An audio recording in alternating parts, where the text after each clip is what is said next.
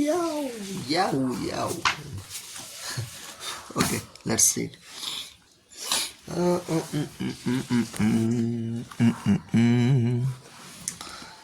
Law 18. Do not build fortress to protect yourself. Isolation is dangerous.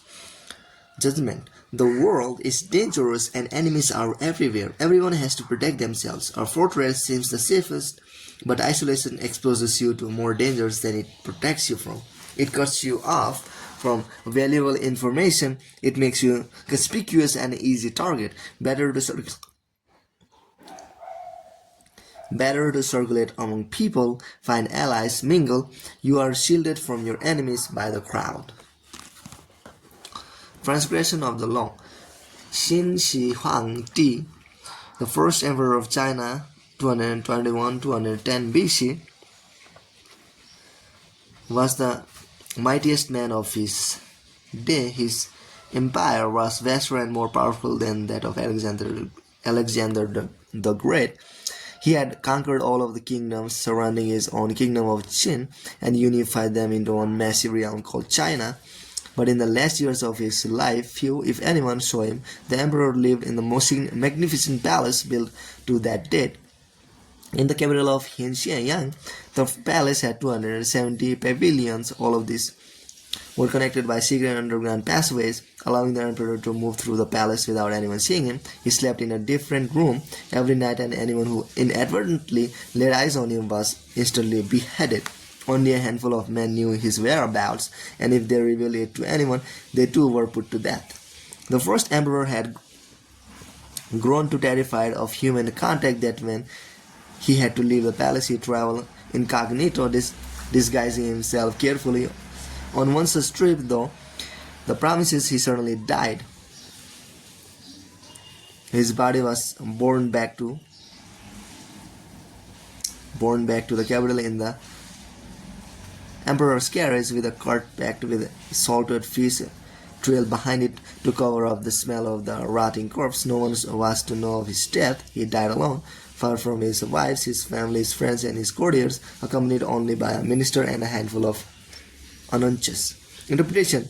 Qin Huangdi started off as the king of Qin, a fearless warrior of unbridled ambition. Writers of the time described him as a man with a wapish nose, eyes like slits, the voice of a jackal, and the heart of a tiger or wolf. He could be merciful sometimes, but more often he swallowed a man up without a scruple. It was through trickery and violence that he conquered the provinces surrounding his own and created China, forging a single nation and culture out of many. He broke up the feudal system, and to keep an eye on the many members of the royal families that were scattered across the realm various kingdoms, he moved 120,000 of them to the capital, where he housed the most important courtiers in the vast palace of Xianyang. He consolidated the many walls on the borders and built them into the Great Wall of China. He standardized the country's laws, its written language, even the size of its cartwheels, as part of this process of unification. However, the first emperor outlawed the writings and teachings of Confucius, the philosopher whose ideas on the moral life had already become virtually a religion in Chinese culture. On Qin Huangdi's order, thousands of books relating to Confucius were burned, and anyone who quoted Confucius was to be beheaded. This made many enemies for the emperor, and he grew constantly afraid, even paranoid. The execution mounted. A contemporary, the writer Han Fei noted that Qin has been victorious for 4 generations, yet has lived in a constant terror and apprehension of destruction. As the emperor withdrew deeper and deeper into the palace to protect himself, he slowly lost control of the realm. Anunches and ministers enacted political policies without his approval or even his knowledge. They also plotted against him. By the end, he was emperor in name only, and was so isolated that barely anyone knew he had died. He had probably been poisoned by the same scheming minister who encouraged his isolation. This is what isolation brings. Retreat into a fortress and you lose contact with the source of your power. You lose your ear for what is happening around you, as well as a sense of proportion. Instead of being safer, you cut yourself off from the kind of knowledge on which your life depends. Never enclose yourself so far from the streets that you cannot hear what is happening around you, including the plots against you. Observance of the law.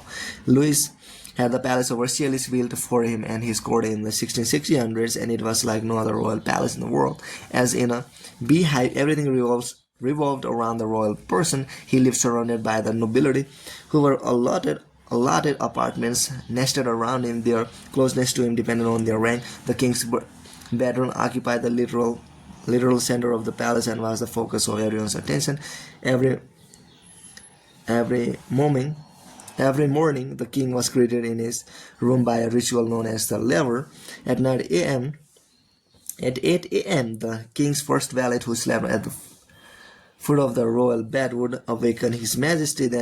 Then pages would open the door and admit those who had a function in the laver. The order of their entry was precise. First came the king's illegitimate sons and his grandchildren, then the princes and princesses of the blood, and then his physicians and surgeons. There followed the grand officers of the wardrobe, the king's official reader, and those in charge of entertaining the king. Next would arrive various government officials in ascending order of rank. Last but not least came those attending the laver by special invitation. By the end of the ceremony, the room would be packed with well over 100 royal attendants and visitors. The day was organized so that all the palace's energy was directed at and passed through the king. Louis was constantly attended by courtiers and officials, all asking for his advice and judgment. To all their questions, he usually replied, "I shall see." As Saint Simon noted, if he turned to someone, asked him a question, made an insignificant remark, the eyes of all present were turned on this person. It was a distinction that was talked of and increased prestige. There was no possibility of privacy in the palace, not even for the king. Every room communicated with another, and every hallway led to larger rooms where groups of nobles gathered constantly. Everyone's actions were interdependent, and no one passed unnoticed. The king not only saw to it that all the high nobility was present at his court, wrote Saint Simon. He demanded the same of the minor nobility at his laver and culture.